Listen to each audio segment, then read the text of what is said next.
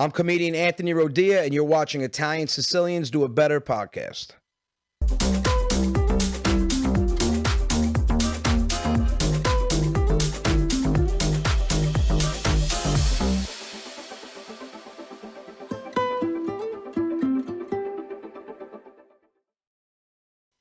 What's going on, everybody? Welcome to another episode on Italian Sicilians Do It Better. Today, we have a special one for you. Sal?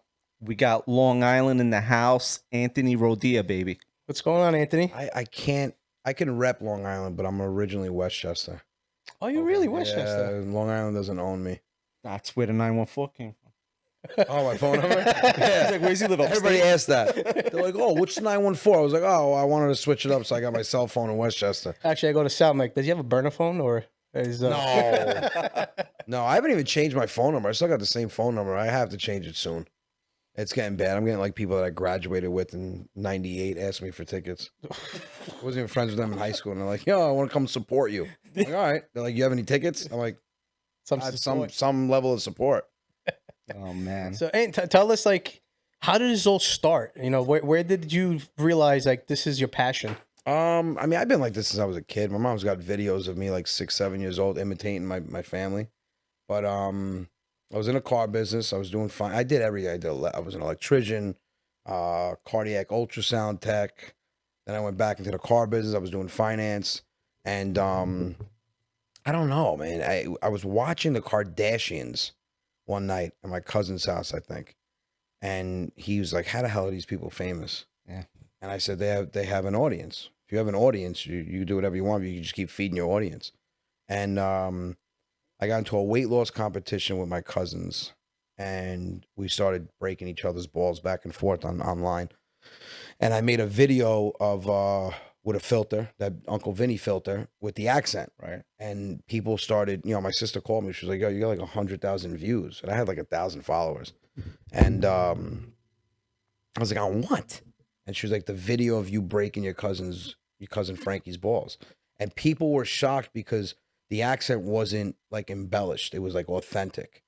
And everyone's like, how do you speak like that? I'm like, whole family speaks like that. What are you talking about? They're like, oh, but you mimic it. I was like, I got yelled at my entire life. I'm like, I've heard that accent nonstop. It stuck here. And once that started, I created the wife's character. And then, I don't know, man. I did stand up when I was like in my 20s, like open mics here and there. And I said, well, with social media, you can build an audience. So if I can create an audience and then people start coming to shows, I can build on this. And I did one show in White Plains Performing Arts Center. I rented out the theater. I sold it out. And then I remember I was talking to my partner now, a guy I worked with, Dom. I was like, dude, I can make some serious like side money. Like right. I just made my whole monthly paycheck in one show. I was thinking like side money for golf. Yeah. Like I can make, I can go on hunting trips and my wife doesn't have to bitch and moan about the money I'm spending. And it just started taking off. And I think March 18th, 2019, I quit my job. And I came home and I was the only one that worked. My wife, she was raising my daughter when I was at work. And was that a scary feeling? Like when you made that decision? I was gonna get killed, dude. She would call my partner, Dom, who's my manager now, and she would tell him, stop him from doing this. Do not let him do this. He cannot quit his job to become a comedian. That sounds so stupid. Yeah. And I made great money. I was supporting my family. I mean, the money was fine, but I just hated what I was doing. And I'll never forget, she's in the kitchen. I walk in at 12 o'clock, and I worked in Greenwich. So I had a huge commute every morning. I would literally leave my house at 7 o'clock. I'd come home at 9. So I had off on Tuesdays and I had it off on Sundays, and that's the only time I saw my daughter. Every other day I was leaving when she was sleeping. I was coming home when she was sleeping. So I remember I walk in and my wife turns around and she goes, "What are you doing home?" I said, "I quit." She goes, "You quit what?" I was like, "My job." She goes, "What are you talking about?" I was like, I had the finance meeting this morning. I told everybody I quit. I walked out. She goes, "Your finance meeting was at 7:30. I go, well, I went to the diner and had pancakes by myself because I wanted to celebrate. She goes, "You had pancakes?" I go, I'm honestly, I don't even know what you're more mad at now. And she started crying. I'm like, it's gonna be fine. I have a plan. It's not like I just dove into it. Right. Like I had a small agency that I was with. I was with Roger Paul at the time, and we had 6 months of shows planned out every weekend. But it was killing me, man. I was literally leaving work at 6 o'clock on a Saturday, and either flying out and doing a show on Sunday or taking sick time to do weekends. And I was like, "Why are you crying?"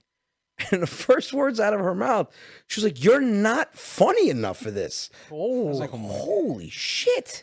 I was like, "All right, is that the only reason you're crying?" And then she goes, "No, I'm pregnant." Oh I'm my like, "Who the God. hell got you pregnant?" She goes, "What?" I was like, "No, I'm just trying new material." And I think that's what pushed me though. My son, her being pregnant with my son, that really pushed me. I was like, "All right, I can't fail." And if I failed, I would have went back to work. Right. But started getting busier. And then I remember I got my schedule for 2020 and I had 165 gigs and we were rolling in January. And then my son was born January 4th and pandemic hits in February and I had 158 shows canceled. See, that's what I was gonna say. I give you a lot of respect because you started right before the pandemic. Like you Yeah. quit your job right before when everyone during the Worst time, I said, what the hell are the odds? Right, Like, exactly. I'm rolling. This is what God's going to do. You could be famous, but the whole country's going to shut down now. Like, what Right. the hell are the odds? Exactly. But you found your desire to do that, right? I mean, people nowadays shouldn't be quitting their job to do this, but people are quitting their job to do it. And I give you a lot. You have it, man. Like when you know you have it, you have it.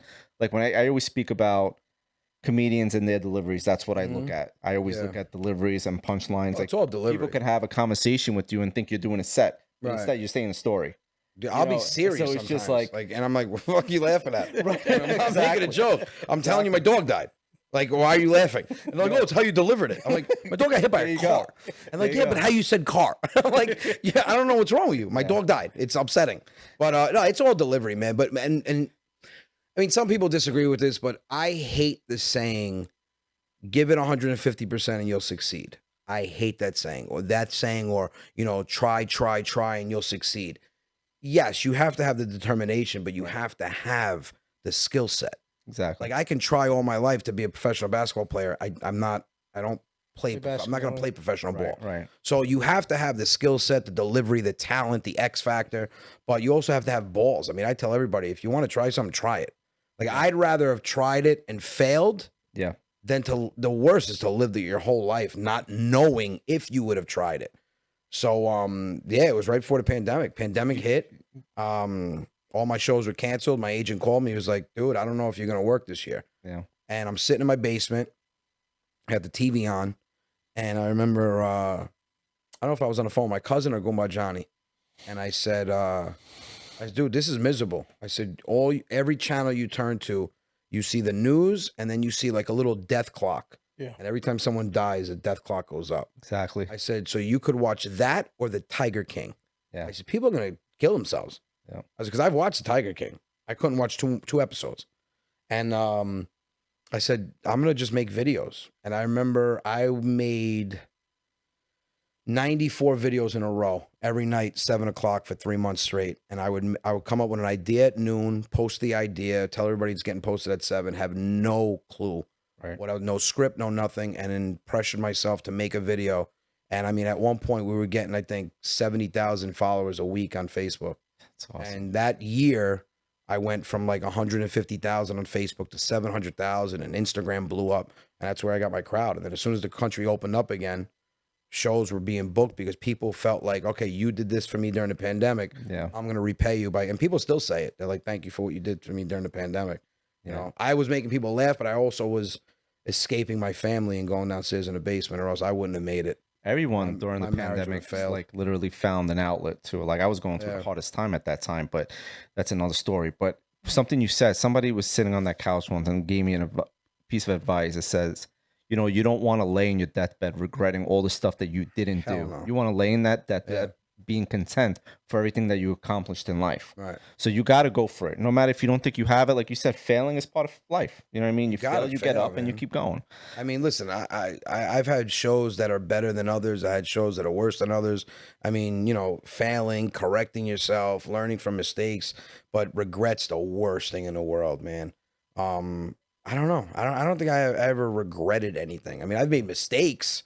I'm far from perfect, but I think as long as you learn from a mistake, Exactly. you shouldn't regret the mistake you made. I mean, if you make it constantly, I mean, then your whole life should be a regret. I mean, you can't. I've got friends of mine that they're like, oh, I don't understand, man. I keep waking up, feeling like shit. I'm like, well, I mean, you do coke all the time, and you keep waking up, and then you wake up, and then you do coke. I'm like, maybe try not to do coke, and you won't feel bad. Yeah, exactly. So if you keep making the same mistake, you deserve the consequence. But if you learn from it, I don't think you should regret anything. Right. So during the pandemic, I saw the videos you pumped out. Yeah. I'm a big fan of what you do. Your deliveries and your skits, your stand-ups. The fact that you also, can I say, partner with Kumba Johnny? Is that what it is? Yeah, he's been touring with me. I think this is our 5th year going on. I think you guys make a great combo. And You guys should have him on here, dude. Oh, we love to. Dude, talk about a man with stories. He's had probably one of the most interesting lives. I love them on the radio. Yeah. So I miss those days. Yeah. So what I was going to ask you was, from making all those skits and getting known with the Aunt and Uncle, getting on stage, people probably expected you to play Aunt and Uncle. Every single person. And that's what I think is great about that. The fact that you could separate the characters. You have to. Was that a challenge for you to show them that this 100%. is not... It took me 3 years to get them to fall in love with my stand-up versus the characters. And I had to be... It was almost I was in competition with myself. Because I came out with characters that everybody fell in love with, and then they laughed at that. And then they came to see me live, and they're like, oh, he's going to come out and reenact these videos live. But I don't want to do that. Like, my thing is... And listen, to each its own. I mean, people out there do the same thing online that they do on stage, and that's fine. It works for them. But my thing was, I don't want you paying money for what you can see free online. Right. I want to give you another aspect. Almost like, what's his name? Seth MacFarlane, the Family Guy creator. He gives you that, and then he does stand-up. Right. So it's like almost like, okay, I'm going to show you the creator behind the characters. And it's a whole different aspect of comedy. I mean, sketch comedy and stand-up comedy, totally different. I can act out a scene, whereas on stage, I have to deliver it in a way where you can actually picture it. So, yeah, it was a challenge. But now, one of the best compliments I can get is if somebody comes to my show, they'll say, I laugh more at your live shows than your videos now. Your live show is funnier than your videos. And we went through stages. First, my entire crowd was like 65 to 80-year-olds. I was like, dude, if I don't get younger, Facebook. my whole fan base is going to die eventually. What happens at Facebook? And then it was a lot of women. It was 70% women. And then the women started bringing the guys, and the guys started liking the live shows more than the videos. And then now, we just did 7 shows in Jersey, and you had 20-year-olds to 80-year-olds. Like, you had the early shows was a little older, and then the late shows were younger. So now it's nice that the young crowd is coming out. But yeah, it's evolved so much over the last 5 years, and I was competing constantly with my own characters, where I almost killed them off. I had a video sketched out that I was so close to posting, where they both die in a car accident. Oh my god! And I stand over them and I go, "Finally, I can be myself." That's not a And bad that's idea. how it ended. If you wanted, Dude, if I killed Uncle Vinny and Z Lucia, people would probably come after. Like, people, I just had an 85-year-old woman. She came to the show with her grandkids, and that's another thing. Seeing comedy hit 3 different generations all together is insane. And she had her grandkids, her kids, and her there, and the grandchild, the girl goes, my grandmother wants to ask you something. I said, okay. She was like 85 years old. So she goes, can I ask you a question, please? I said, yeah, what's up? She goes, why you not bring your aunt and uncle to the show and meet the people? That's the people, they're the one to get you famous. I said, so you want them to be at the show while I'm on stage? Yeah. Not tell me they never see you perform. I said, are you allowed out of your house without supervision? Oh my I said, God. it's me. She goes, what's you? I said, You broke a aunt and uncle, it's me. It's me with a wig. No. Oh my And god! I said, yeah. She twisted it. She was like, you lie to all of you fans? No. They all know it's me. It's you that doesn't know it's me. And she was bugging out. I had to literally go on my filter and put on the filter in front of her. Oh my To gosh. show her. So, hey, some people think they're real. So if I killed them off, Yeah. Oh my god, man. But listen, it's nice that I've created characters that people actually think are real. You literally bring a fictional character to life.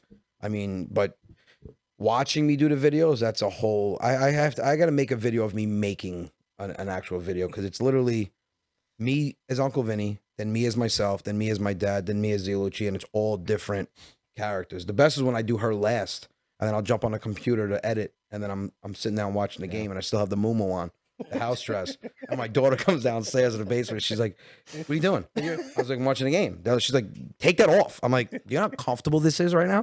I go, "It's airy, it's so light."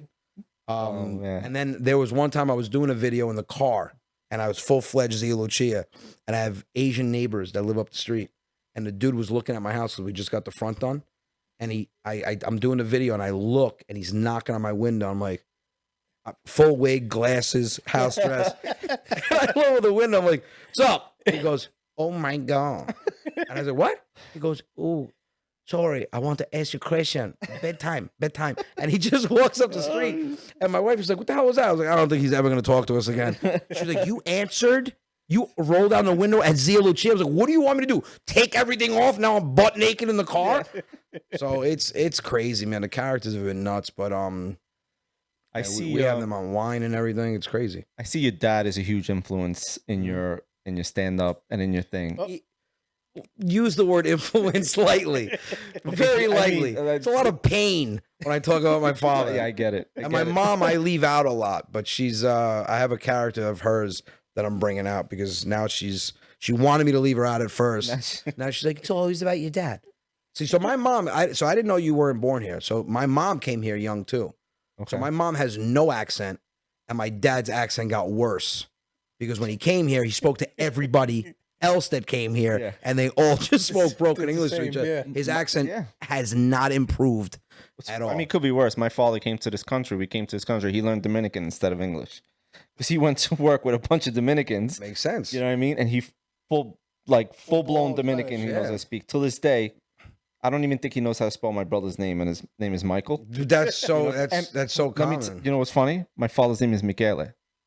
Right. What's Michele in English? It's Michael. Michael, yeah. So he always misspells his own friggin' name to my brother. It's hysterical. That's my father. You got to see my father. My father had to sign.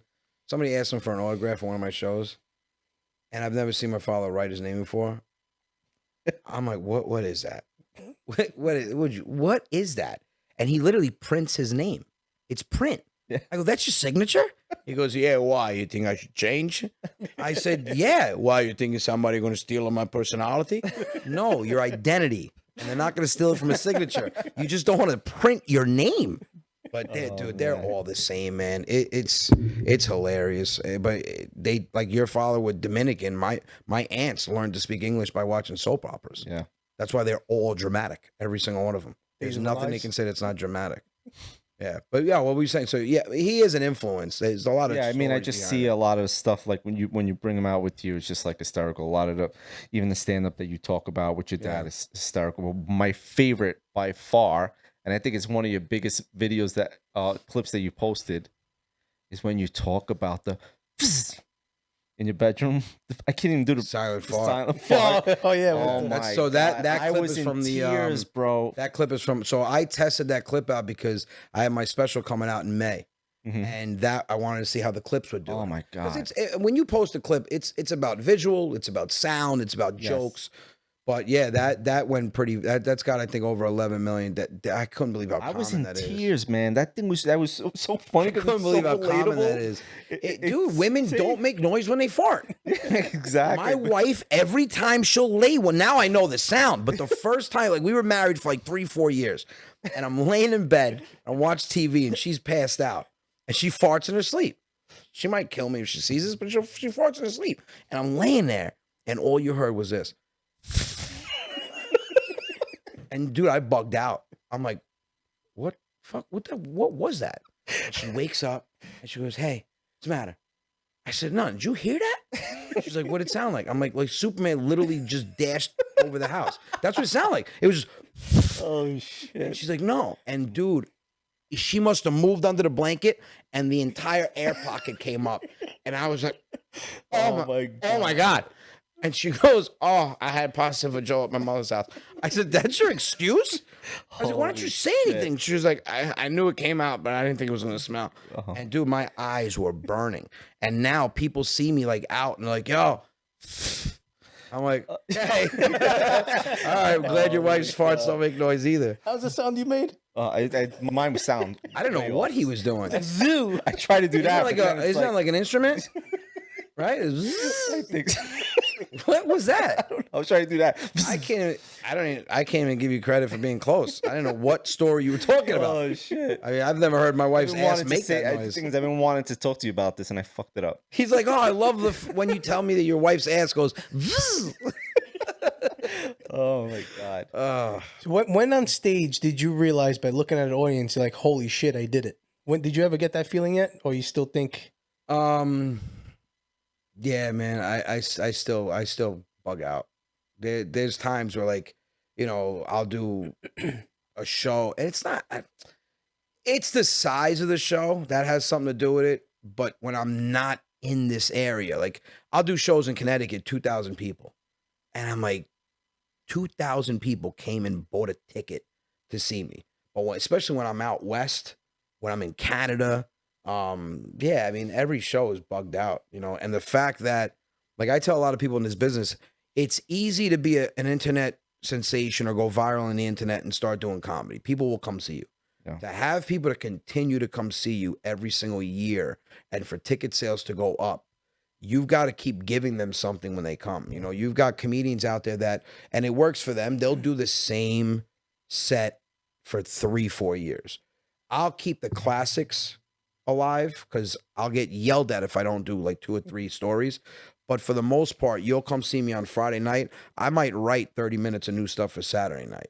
You got to always keep it fresh. But dude, I pinch myself every time, man. Like, I still get excited when I sell out a show, or if, they add a second show, or like Paramount, we're doing 2 shows in May, and Jersey, they're adding a ton of shows, Borgata.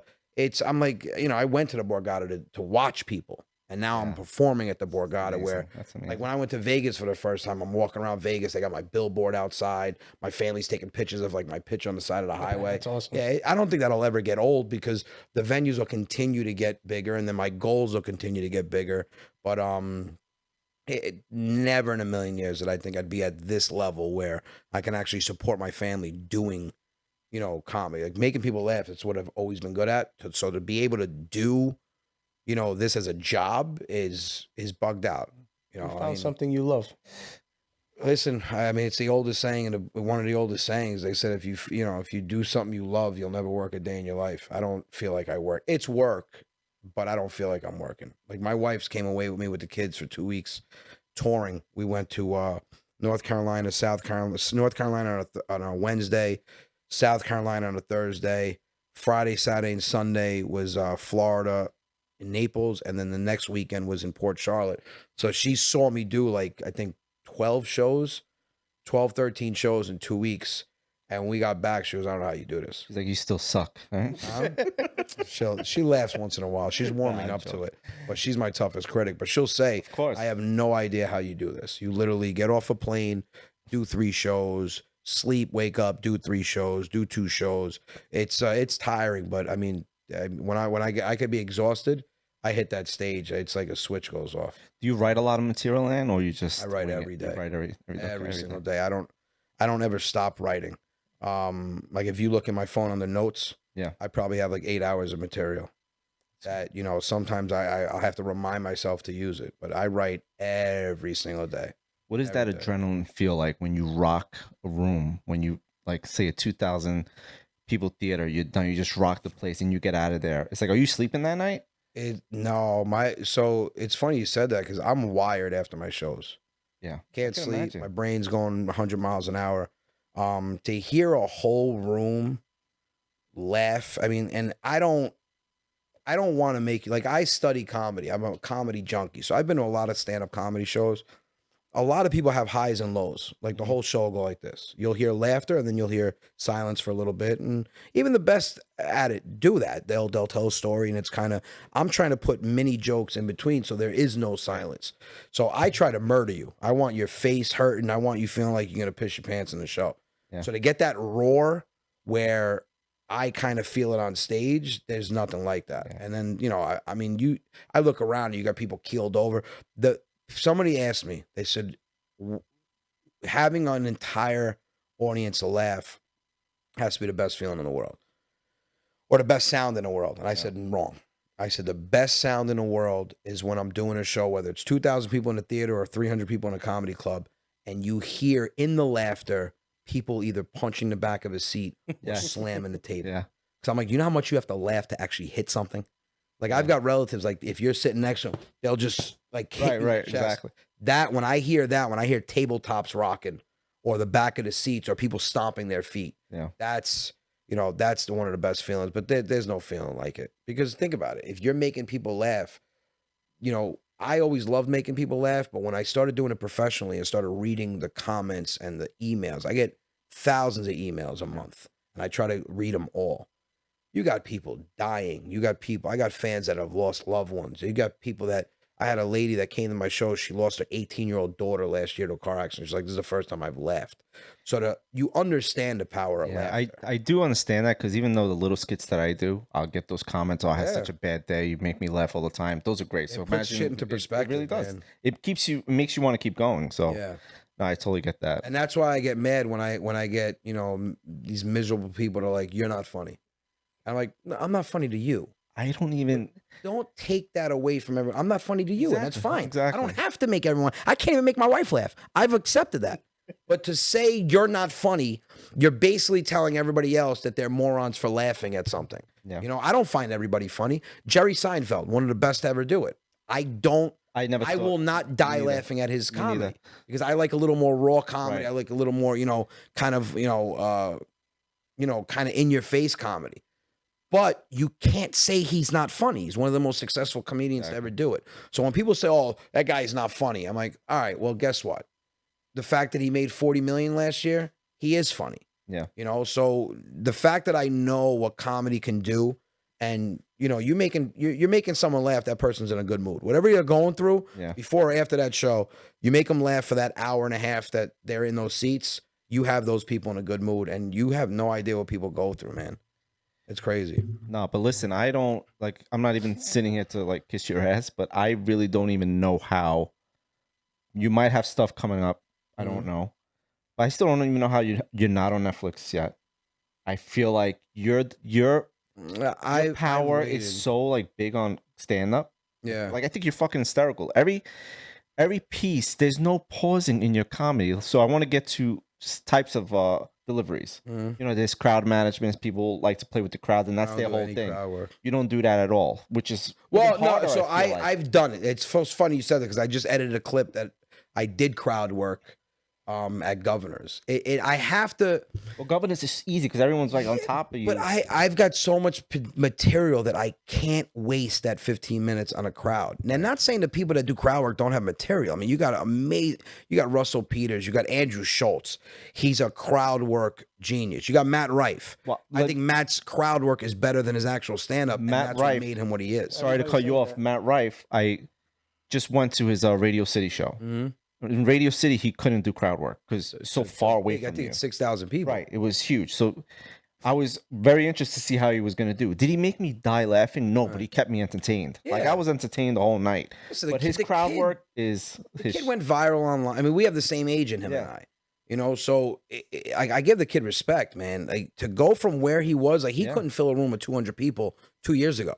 He started during the pandemic on social media. Yeah, I think he's been doing stand-up since he was 16, so he's been doing it for a little while. But, you know, he'll tell you, he was bombing at comedy clubs. And now you go from that to 6 sold-out shows at Radio City. I mean, but again, yes, the crowd work in the larger venues is tough because if you're sitting in the back, you're not going to hear the engagement. But again, that's his niche. I mean, people went to the shows because of that. He's great at crowd work. But... You know, it's just a lot of people have different styles, and the crowd work. One lady approached my stage at a Borgata.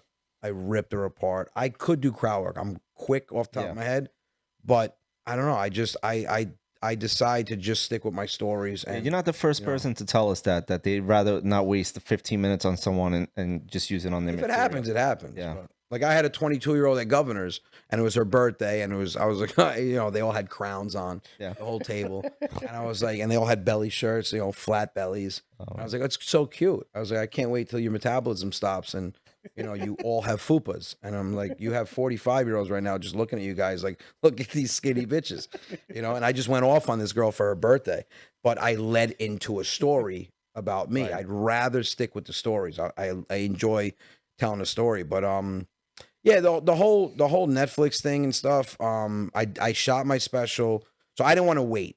But then again, I know why I could be bigger if I'd keep my mouth shut once in a while. Okay. Everything's politicized. Everything's political. Gotcha. And during the pandemic, I came out with political parody songs, right? Like I did one about Cuomo, and then YouTube struck. His office contacted me to take it down. And I said, "Are you kidding? Swear to God, Cuomo's office, a representative from his office, he said this is, this is against his character, and this is kind of harsh, and blah blah blah. And this isn't comedy. We'll be awaiting your response." So I took a picture of my ass and I emailed it to them, and I said, just let me know where on this picture you kiss it. Was this before your YouTube special left? No, this is before. This was Right. is 2021, and my agent was like, "You didn't want to call me before you sent that picture," and then they sent a strike. They contacted YouTube and they put a strike on my account, which I've seen the engagement. Yeah. But my engagement slowed down. But at the end of the day, I'm never gonna shut my mouth to appease anyone. When it comes to politics, I always say it. I don't care what side of the fence you're on. It's politics. They're corrupt on both sides. But I'm still gonna speak.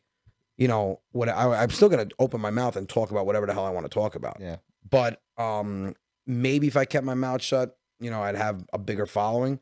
But I shot my special September 30th, and we waited and waited to see who would want it, and then we got it picked up. I can't announce it, but it'll be on a major streaming service, and I think it's getting debuted in May. Okay. And that'll be on. But I waited, and I'm glad I did. My comedy wasn't ready. I didn't want to just put something out there. I wanted to put something out there, like quality-wise, and it came out insane. And I could finally switch up my material once I put it out there. That's awesome. Yeah. Congrats to that. And I know you're in Florida a lot. I know you're going to Florida this weekend, the Thursday. 22nd and 23rd. You're going to be in Naples and No, Tampa and Orlando. Orlando, yeah. Yeah, not Disney. All right. You taking your kid? You sure? Not Disney. I hope Disney shuts down. I can't stand it. I turned my daughter against it. She went 3 times. The 3rd time she was like, "Daddy, I'm done." I go, "Thank you so much." There you go. It's just Disney's tiring, man. It's just you got adults walking around with pins on their jackets with no kids. That's weird. Yeah. Like you shouldn't be allowed in Disney without any kids. It's just weird. Like what are you, like 35 years old, you're in Disney with a vest on with ears? I That don't know. wheelchair skit you said about No, everyone's on a scooter. Yeah. They're not even handicapped. Oh my I've literally God. seen people pull up to a concession stand, get off, and walk to get a churro. I'm like, that churro's why you have a scooter. Yeah. Why don't you get an apple? I love that you got a bunch of mountain lions freaking hitting on you in Florida. Yo, dude, the old ladies in Florida, they love me. And what's funny is my wife will come to a show, 65-year-old grabs my ass. She's like, she is so adorable. Your fans are so cute. Then all of a sudden she sees a picture of like 7 25-year-olds. She's like, who are these fucking putanas around you? I'm like, I thought my crowd was cute. I said, they're only cute if they're senior citizens. So if they have AARP, they can grab my ass. But if they're 25, they can't. My older crowd, man, some of these women, especially Florida, dude, they're feisty, man. But I love going to Florida. I mean, there's so many areas in Florida you can, you can, and You can pretty much say anything over there. yeah, but you know what? My crowd now, I've done a lot of spring cleaning. That's why I'm glad I didn't shut my mouth. I'm glad I voiced my opinion, and I'll always voice it. You'll always piss people off, and then unfortunately, you have people that they can't put aside their views and just watch comedy. They have to get offended. They have to get emotionally intact. Yeah, you never get away with that. No, you hit them in emotionally. Like if you're watching comedy and you're emotionally hurt, you're not watching it the right way. No one's directing it at you. And I've cleaned out my audience to the point where now my crowds that come, very rarely do you have anybody complaining. I'll tell them in the beginning of the show, I'm like, if you get offended, I'm like, you can leave. I'll fully refund you your ticket. I had one person leave after I said that. I said, "You cheap bastard! You left." What 'cause is I was the gonna point? refund Just stay you. home. I mean, Listen, I say it to my fans. I don't. It's different if I knocked on your door and I said, "Hey, surprise! I'm doing comedy tonight for you in your Right. living room." But you came to my, Right. in essence, you came to my living room. You came to my house, my theater, my comedy club. So I mean, if you've never seen me before and you didn't do your research, that's not my fault. And yeah. I'm not even that racy, man. I I haven't really seen you. I do, talk about like, everyday shit. I mean, You know, What are your feelings about how I feel like sometimes comedians can't not be comedians because everything is too, oh my God, I can't believe you said that type of shit. say it. Right? Say guess it. you have to- If anything, I want to get rid of the people that are too soft for my comedy. The only way to do that is to say it. You know, I have people, oh, you're disgusting. You're talking about sex.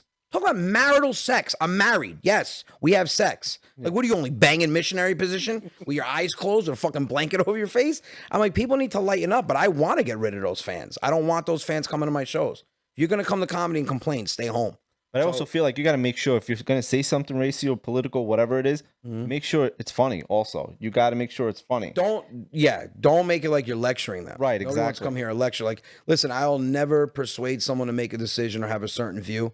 Like, I'm against when you see actors and sports athletes telling you who to vote for. Yeah. It's like, yo, dude, you want to have an opinion, that's one thing. Don't tell people what to do. Don't use your platform to persuade people to kind of lean one side. So I'll state my opinion about something. Right. You know, like I was talking about the migrants coming over the border on my podcast. And some lady was like, "You're disgusting. They have every right to be here." I'm like, "Yeah, my parents are immigrants, you idiot."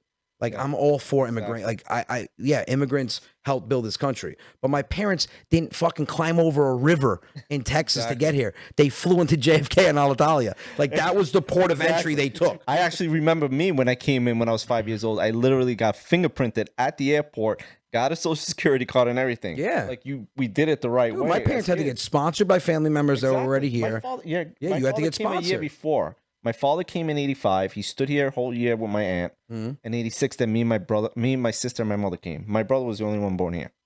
Yeah, they did it the right way. Yeah. So I'm having a conversation. I'm having an argument with this lady. And I'm like, she's like, "Oh, they're seeking asylum." I go, "You can't seek asylum here and seek it all the way over here. You have to go to the bordering country. Right. You know, you can't just bunny hop into the United States." Exactly. I said, "But if they're seeking asylum, why aren't they coming in through the airports? Why are they coming underneath barbed wire with a backpack on, throwing babies over a fence?" I'm like, that doesn't look legal. Like, if I come to your house for dinner, I'm coming through the front door.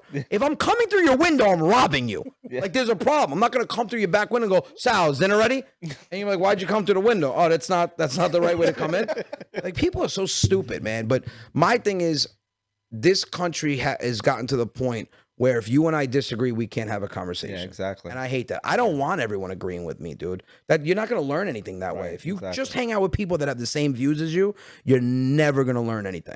And people are so quick to alienate everybody just because you disagree. It's so stupid. You know, like, I tell people, if you're watching comedy and I'm talking about something that you don't relate to or you find disgusting or you find over the top, put it to the side, scroll past it, and then watch my videos with my aunt and uncle. Or watch a comedy bit that, Right. you know, one lady was like, "You talk about sex a lot." I'm fucking horny. What do you want me to tell you?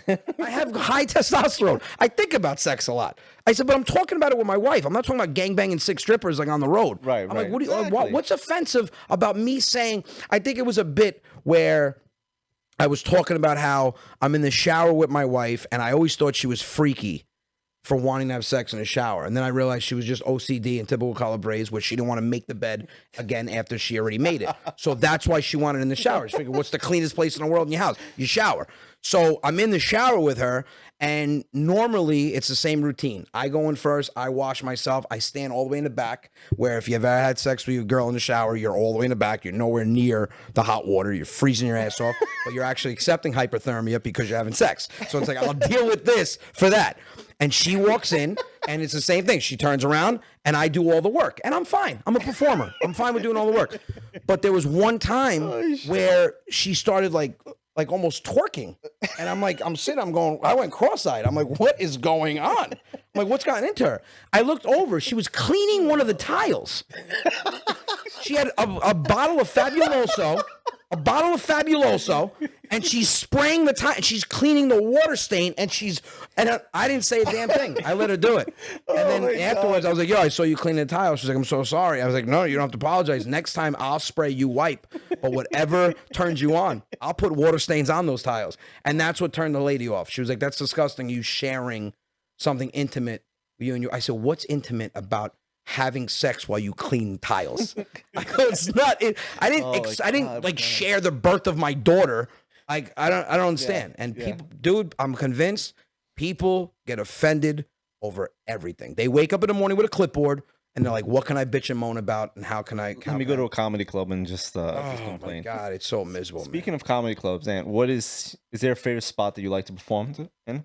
Well, Governors was the first comedy club. The owner, James, was the first guy that ever gave me a shot. That was the first club I ever did, was Brokerage of Belmore, one of the Governor's comedy clubs.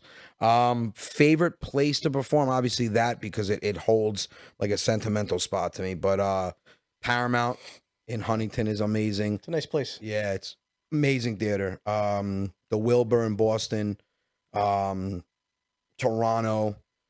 Comedy clubs, I would have to go with all the improvs are amazing.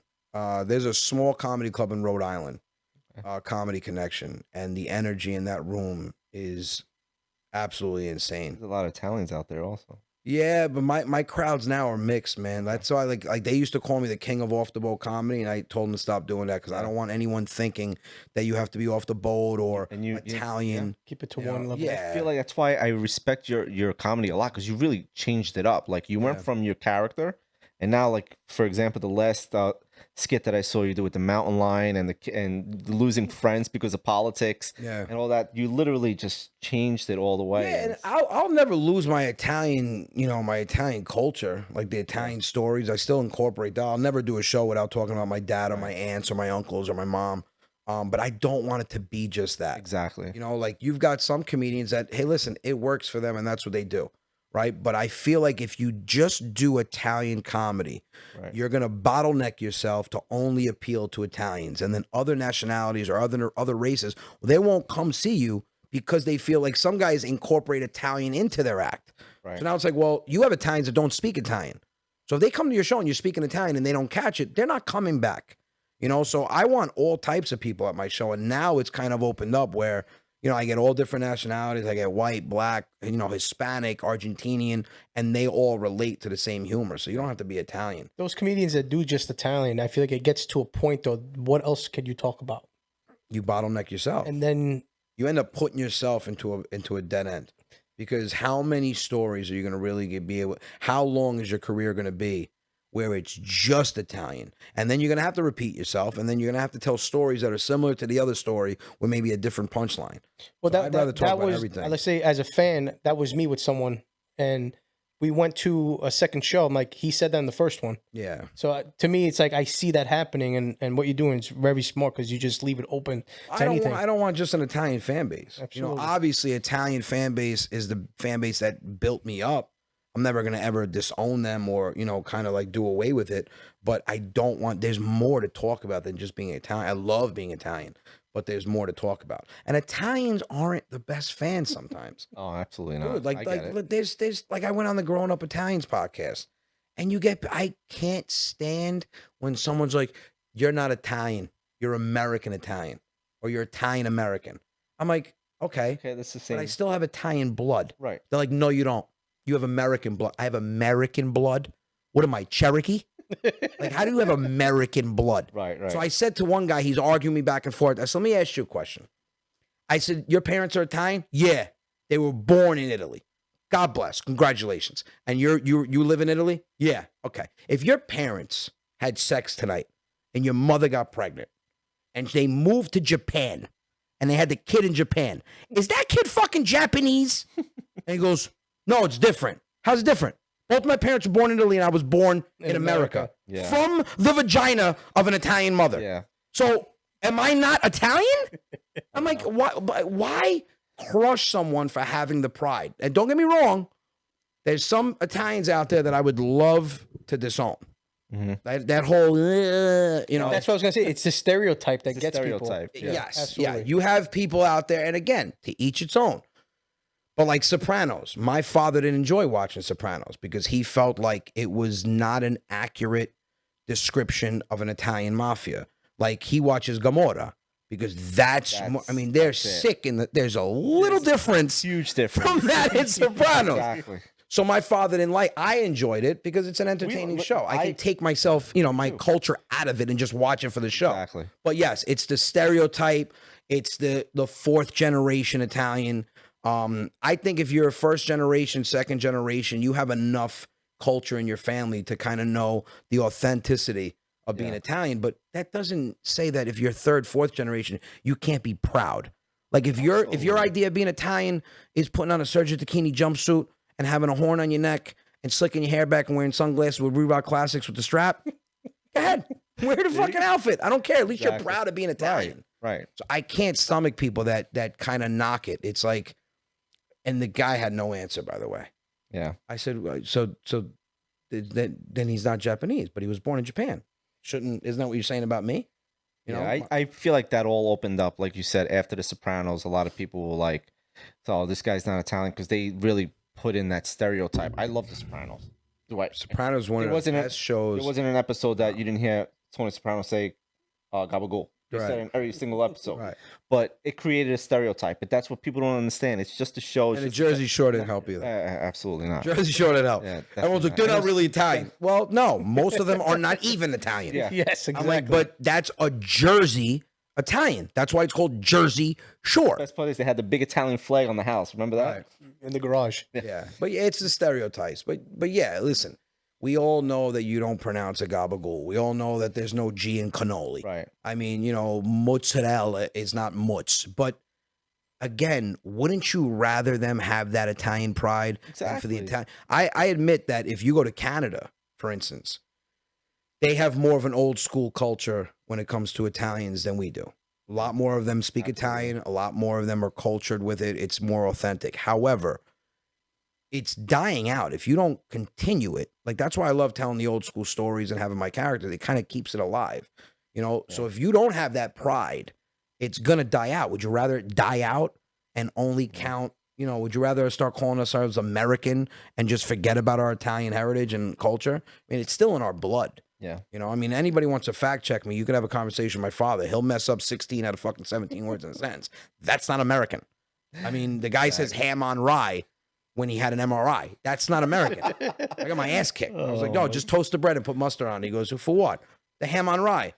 Anthony, you better hope that this ham on rye come back a negative. You make a joke. I'm like, oh my God, he's getting an MRI done. I'm like, I didn't even see that coming. So it's like, dude, it's just as long as they have the pride, man, let them do whatever the fuck they want. I'd rather them have the pride than not have it. Is there anyone you look up to? Any comedian? A lot, dude. I'm 5'6". A lot of people. As for comedians, I guess. But you're not that. Yeah, I mean, listen, I talk about myself as someone that's spoiled because I had social media to get my name out there. You make a video, it goes viral, people know who you are. Exactly. You got guys like Sebastian, Chris DiStefano, Andrew Schultz, Russell Peters, Kevin Hart. These guys had to go to open mics and grind it out for 15, 20 years to make their name known. I got all the respect in the world for them. But yeah, man, I like the old school comics. I'm a huge Dave Chappelle fan. Yeah. Huge Andrew Schultz fan. Bill Burr, Russell Peters, Sebastian.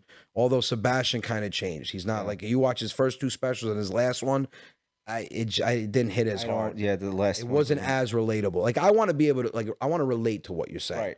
Right. Like there's a he tried to change it up a little bit too much. With the kids going to school, and I feel like he was. I mean, listen, the guy is so successful. God bless him.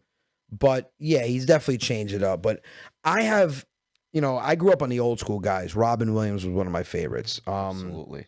Andrew Dice Clay, who's still doing it. George Carlin, Richard Pryor, Eddie Murphy. I have a dark sense of humor. Yeah. Like, I was watching something the other night, dude, and it was, when you watch something so funny, you don't care what hour it is, you call 4 of your boys to share it. I'm calling people at 1 o'clock in the morning. And my boys, what are you doing? Yo, you got to hear this. It takes a lot for you to kill me with laughter. Right. I was in a fetal position in a hotel in Jersey over the weekend. I'm talking knees to the chest, rocking back and forth, choking. There's a comedian called Corey Holcomb, okay, black comedian. He has a special, and I think it's been out for years, but now it's starting to surface again. If this dude doesn't get canceled with this special, he's bringing back old school comedy. Really? The shit he says, and he had one, and I'm a visual comic, dude. Yeah. You talk about something, I'm picturing it. You'll murder me if I could picture what you're saying. He goes, big shout out to all the big girls out there that like riding their men with a t-shirt on. I start losing it. Because, dude, I'm chubby. I got a belly. I hide it, but I'm in the pool with a t-shirt on once in a while. I've graduated after, past that. I don't wear it anymore. I just let everything flap. But he said that, and then he goes, a big shout out to all the big women with little regular people legs. He goes, you ever make love to a woman, big woman, but she got regular size legs, and as she gets up from the bed and walks to the bathroom, you're looking at her. And you're like, oh, my God, I just had sex with a wisdom tooth. When he said that, dude, I pictured a wisdom tooth, and I was dead. My cousin's next door. He's banging on the wall. He's like, yo, you're all right? I hear you choking. I was like, you got to come in here. I'm going to slide the key underneath the door. I can't even get up.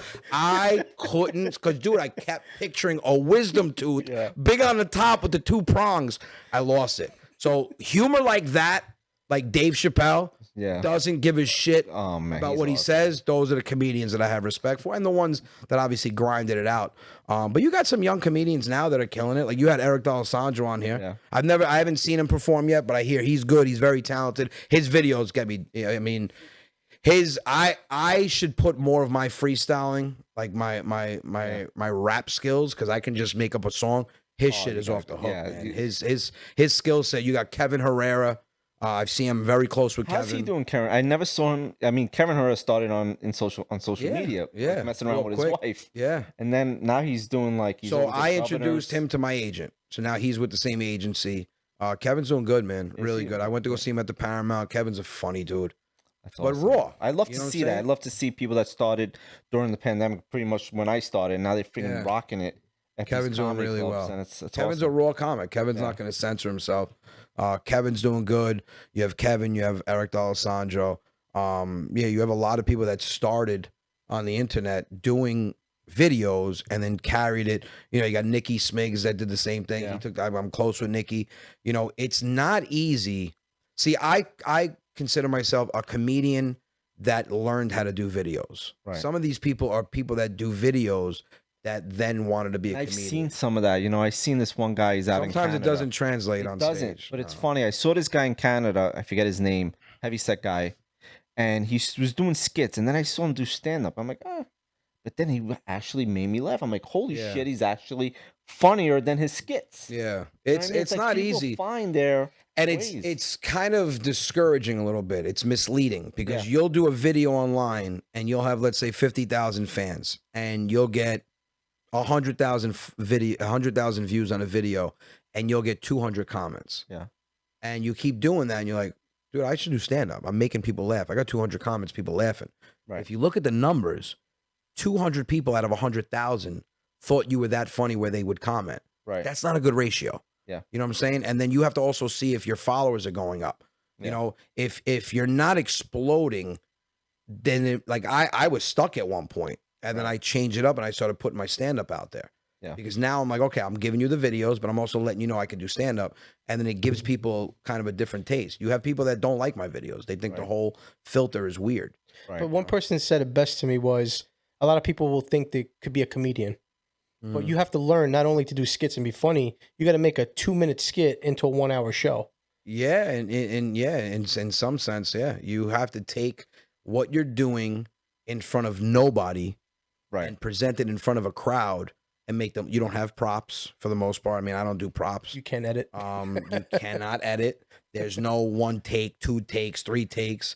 You've got to do it live, and it's not. Listen, I'm not gonna say it's not difficult, but it does come easy to me only because I've been doing this my entire life. It's natural to you, though. This is how I am. I'll be on. So Goomba Johnny, who I tour with, you know, he says it. He won't say it to my face because we're not nice to each other face to face. But he talks very well after behind my back. He'll say that I won't go to like a comedy club of 100 people in the city and try out a new bit. I'll do it like this week in front of 1,000 people. Right. And some comics are like, well, what if it doesn't hit? I'm like, well, then I shouldn't be doing comedy. Yeah. You know, if you know your fan base enough and you know what's relating to people, you should be able to try new material anywhere. So it's not easy to make that transition. And some people do and it doesn't work. And some people do and it does work. But you got to know that it can't be the same. You can't approach it the same way. Exactly. Like you have no audience when you're doing like people all the time are commenting or DMing me, that like literally sending me messages like, oh, do you do any shows? Do you do any private parties? I'm like, listen, I mean, I make a video. Yeah. I mean, people tell me all the time, Sal, you're stupid for passing out money. You got to stop this and that.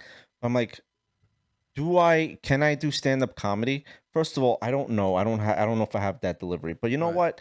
Like I'm starting next Saturday, I'm doing my first hosting thing. Right. Let me just start hosting things. That's what I see myself doing. And hosting, opening, and headlining, all three different types of comedy. That's totally different. Yeah, so that's how I'm gonna try to approach it. But it's not like people literally have to have it in you. It was always in me. I just always loved making people laugh. I couldn't be in a room and not be the center of attention, not have the spotlight on me, not turn the conversation towards comedy, no matter what you were talking about. But you have some people that do really well online and they don't want to do comedy. You got like Nikki Cass. Yeah. Nikki Cass got 1.1 million followers on Instagram. He's got, I mean, God knows how many on TikTok. People love Nikki him says it.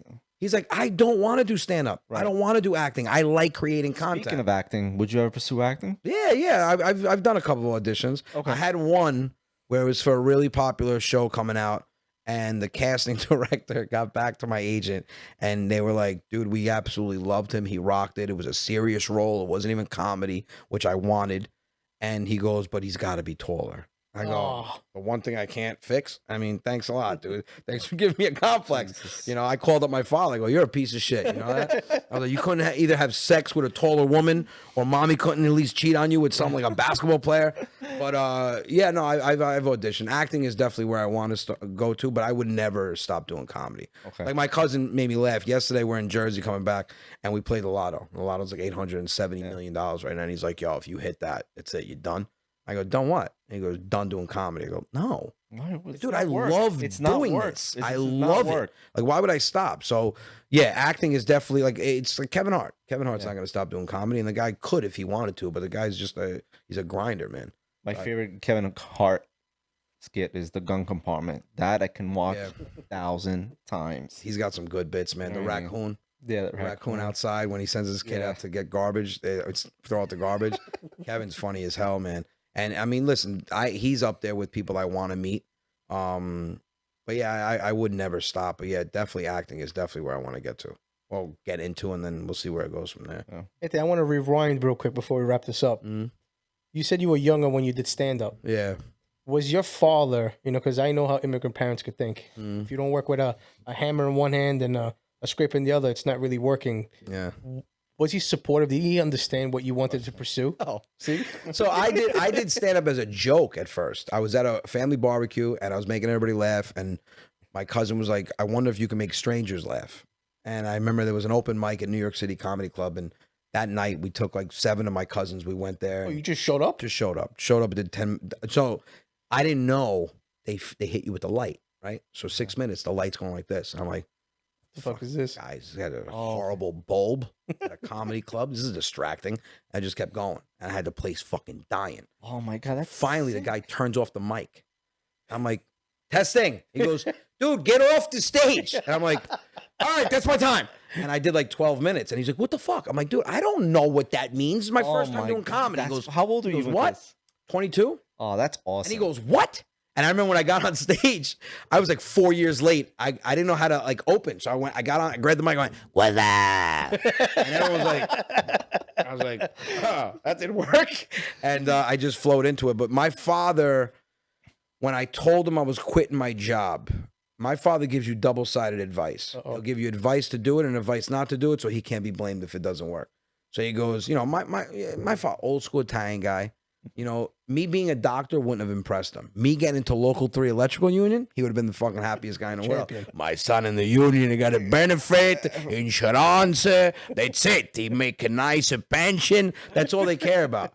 But when I told him, he goes, Anthony, go on the stage and make a joke. It's a no job. You got no insurance. You got nothing. It's another fucking smart thing to do.